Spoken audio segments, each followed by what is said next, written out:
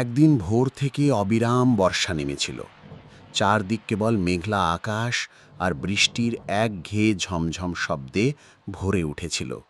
পোস্টমাস্টারের ছোট ছাত্রীটি অনেকক্ষণ দ্বারের কাছে বসে অপেক্ষা করল, কিন্তু অন্য দিনের মতো নিয়মিত ডাকের আওয়াজ সে শুনতে পেল না। অবশেষে নিজে থেকে খাতাপত্র হাতে নিয়ে ধীরে ধীরে ঘরে প্রবেশ করল।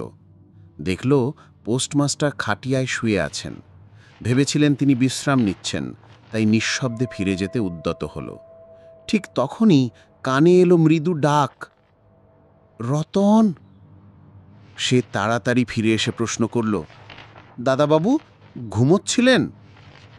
পোস্টমাস্টার কাতর স্বরে বললেন, শরীরটা ভালো লাগছে না, একবার কপালে হাত দিয়ে দেখ তো।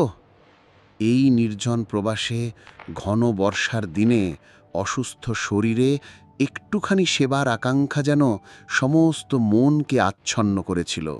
তপ্ত ললাটে স্নেহময়ী হাতের কোমল স্পর্শের জন্য মনে পড়ল জননীকে, মনে পড়ল দিদিকে। মনের গভীরে জেগে উঠল সেই চিরচেনা স্নেহের টান। এখানে এই দূর প্রবাসেও তার সেই আকাঙ্ক্ষা অপূর্ণ রইল না। ছোট্ট রতন আর বালিকা থাকল না। সেই মুহূর্তে সে যেন জননীর আসন অধিকার করল। বৈদ্যকে ডেকে আনল, যথা সময়ে ওষুধ খাওয়ালো, সারা রাত শিয়রে জেগে বসে রইল। নিজ হাতে পথ্য রান্না করে বারবার জিজ্ঞাসা করল, হ্যাঁ গো দাদাবাবু, একটুখানি ভালো বোধ হচ্ছে কি? অনেক দিন পরে পোস্টমাস্টার দুর্বল শরীরে রোগশয্যা থেকে উঠলেন, কিন্তু তার মন ততদিনে দৃঢ় সিদ্ধান্তে পৌঁছেছে, আর নয়, এই জায়গায় থাকা চলবে না।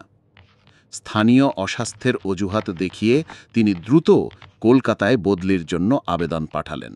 তারপর কি হলো, গল্পটি সবার প্রথমে শোনার জন্য চ্যানেলটি সাবস্ক্রাইব করুন।